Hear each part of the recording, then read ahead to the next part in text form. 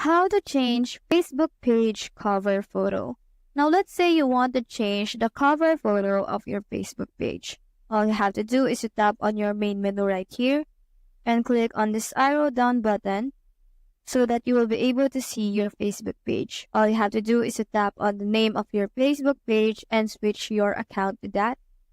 And once you have switched to your Facebook page, all you have to do is to tap on your profile icon right here. Now, once you're on your profile page, all you have to do is to tap on this little camera right here on the upper part of your profile page, right here. And then click on upload photo right here. Now, once you tap on upload photo, you will be able to be redirected to your gallery. Now, you can change whatever photo you want to use as your cover photo. Let's say right here. And then once you're done, all you have to do is to tap on save right here. So that's how to change Facebook page cover photo. Hope we helped.